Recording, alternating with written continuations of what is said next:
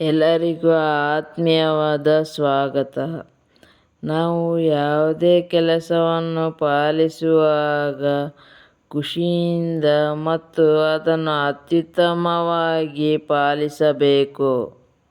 ಬೇರೆಯವರಿಂದ ಯಾವುದೇ ನಿರೀಕ್ಷೆಯನ್ನು ಬಯಸಬಾರದು.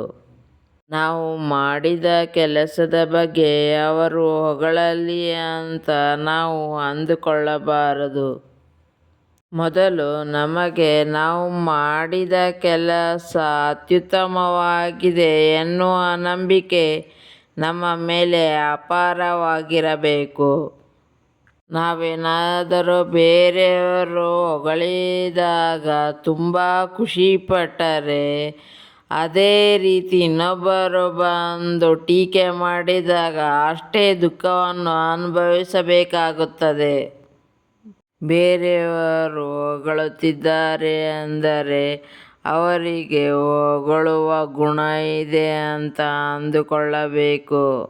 ಅವರು ಹೊಗಳಿದಾಗ ನಾವು ಅತಿ ಹೆಚ್ಚು ಖುಷಿಪಡದೆ ಸಮಾಧಾನವಾಗಿರಬೇಕು. ಅದೇ ರೀತಿ ಬೇರೆಯವರು ನಮಗೆ ಟೀಕೆಗಳನ್ನು ಮಾಡುತ್ತಿದ್ದರೆ ಅವರಿಗೆ ಟೀಕೆ ಮಾಡುವ ಗುಣವಿದೆ ಅಂತ ಅಂದುಕೊಳ್ಳಬೇಕು. ಆಗ ನಮಗೆ ಅವರ ಟೀಕೆಗಳಿಂದ ಮನಸ್ಸಿಗೆ ನೋವಾಗುವುದಿಲ್ಲ. ನಾವು ಪಾಲಿಸಿದ ಕೆಲಸದ ಮೇಲೆ ನಮಗೆ ಆತ್ಮವಿಶ್ವಾಸ ಮತ್ತು ನಂಬಿಕೆ ಇದ್ದರೆ ಸಾಕು. ನಾವು ಪಾಲಿಸಬೇಕಾದರೂ ಕೂಡ ಅಷ್ಟೇ, ಅದನ್ನು ಖುಷಿಯಿಂದ ಮತ್ತು ನಮಗೆ ಎಷ್ಟು ಸಾಧ್ಯವಾಗುತ್ತೋ ಅಷ್ಟು ಅತ್ಯುತ್ತಮವಾಗಿಯೇ ಪಾಲಿಸಬೇಕು. ಆಗ ನಾವು ಬೇರೆಯವರಿಂದ ನಿರೀಕ್ಷೆಯನ್ನು ಮಾಡದೇ ಇರಲು ಸಾಧ್ಯವಾಗುತ್ತದೆ. ಬೇರೆಯವರ ಟೀಕೆಗಳಲ್ಲಿ ಏನಾದರೂ ಕಲಿತುಕೊಳ್ಳುವ ಅವಕಾಶವಿರುತ್ತದೆ. ಅದನ್ನು ನಾವು ಕಲಿತುಕೊಂಡರೆ ಇನ್ನೂ ಅತ್ಯುತ್ತಮವಾಗಿ ಕರ್ಮವನ್ನು ಪಾಲಿಸಬಹುದು. ಎಲ್ಲರ ಅಭಿಪ್ರಾಯಗಳು ಒಂದೇ ತೆರನಾಗಿರುವುದಿಲ್ಲ. ಅವರು ಅವರ ಗುಣಗಳಿಗೆ ತಕ್ಕವಾಗಿ ಅವರು ಮಾತನಾಡುತ್ತಾರೆ. ನಾವು ನಮ್ಮ ಮೇಲೆ ನಂಬಿಕೆ ಮತ್ತು ಆತ್ಮವಿಶ್ವಾಸವನ್ನು ಇಟ್ಟುಕೊಂಡರೆ ಯಾವುದೇ ಕೆಲಸವನ್ನು ಸರಿಯಾಗಿ ಮುಗಿಸಬಹುದು. ಯಾವುದೇ ಕೆಲಸವನ್ನು ನಾವು ಒತ್ತಾಯಪೂರ್ವಕವಾಗಿ ಮಾಡುತ್ತಿದ್ದೇವೆ ಅಂತ ಅಂದುಕೊಳ್ಳಬಾರದು. ಕೆಲವೊಮ್ಮೆ ನಮ್ಮ ತಂದೆ ತಾಯಿ ಹೇಳಿದ ಹಾಗೆ ನಾವು ಅಭ್ಯಾಸವನ್ನು, ಅವರು ಹೇಳಿದ ಕೋರ್ಸನ್ನು ತೆಗೆದುಕೊಂಡಿರುತ್ತೇವೆ. ಆಗ ನಾವು ಅಂದುಕೊಳ್ಳುತ್ತೇವೆ, ಅವರು ಹೇಳಿದರು ಅದಕ್ಕೆ ನಾನು ಮಾಡ್ತಾ ಇದ್ದೀನಿ ಅಂತ. ಆ ಥರ ಯೋಚನೆ ಇರಬಾರದು. ನಾವು ನಮ್ಮ ಸಂಬಂಧಗಳಿಗೆ ಬೆಲೆ ಕೊಟ್ಟು, ನಾನು ಖುಷಿಯಿಂದ ಈ ಕೋರ್ಸನ್ನು ಮುಗಿಸುತ್ತೇನೆ, ನನ್ನ ಅತ್ಯುತ್ತಮವಾದುದನ್ನೇ ಈ ಕೋರ್ಸಿನಲ್ಲಿ ಕಳೆಯುತ್ತೇನೆ ಅಂತ ಅಂದುಕೊಂಡು ಕೋರ್ಸನ್ನು ಪಾಲಿಸಬೇಕು.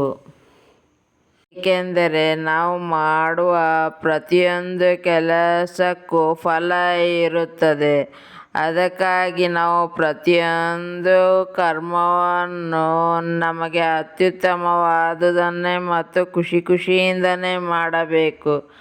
ಆಗ ಮಾತ್ರ ನಾವು ಅದರ ಉತ್ತಮವಾದ ಫಲವನ್ನು ಪಡೆಯಲು ಸಾಧ್ಯವಾಗುತ್ತದೆ.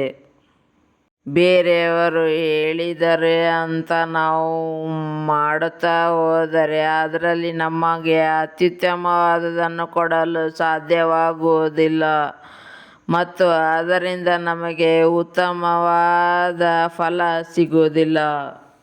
ಕೆಲವೊಂದು ಆಯ್ಕೆಗಳು ನಮಗೆ ಅನಿವಾರ್ಯ ಆದರೂ ಕೂಡ ನಾವು ಅದು ನಮ್ಮದೇ ಆಯ್ಕೆ, ನಾವು ಸಂಬಂಧಗಳಿಗೆ ಬೆಲೆ ಕೊಟ್ಟು ಈ ಕರ್ಮವನ್ನು ಪಾಲಿಸುತ್ತೇವೆ ಮತ್ತು ನನಗೆ ಅತ್ಯುತ್ತಮವಾದುದನ್ನೇ ನಾನು ಕೊಡುತ್ತೇನೆ ಅಂತ ಅಂದುಕೊಂಡು ಆ ಕರ್ಮವನ್ನು ಪಾಲಿಸಬೇಕು. ಆಗ ಮಾತ್ರ ನಮಗೆ ಉತ್ತಮವಾದ ಫಲಿತಾಂಶ ದೊರೆಯಲು ಸಾಧ್ಯವಾಗುತ್ತದೆ. ಮತ್ತು ಯಾವುದೇ ಕಾರಣಕ್ಕೂ ಬೇರೆಯವರಿಂದ ಏನನ್ನು ಅಪೇಕ್ಷಿಸಬಾರದು. ನಮಗೆ ನಮ್ಮ ಮೇಲೆ ನಂಬಿಕೆ, ಆತ್ಮವಿಶ್ವಾಸ ಇದ್ದರೆ ಸಾಕು. ನಾವು ಅದನ್ನು ಖುಷಿಯಿಂದ ಅತ್ಯುತ್ತಮವಾಗಿ ಕೊಡಬೇಕು, ಅದಿಷ್ಟೇ. ಅದರ ಫಲ ಅದು ಅತ್ಯುತ್ತಮವಾಗಿಯೇ ಇರುತ್ತದೆ.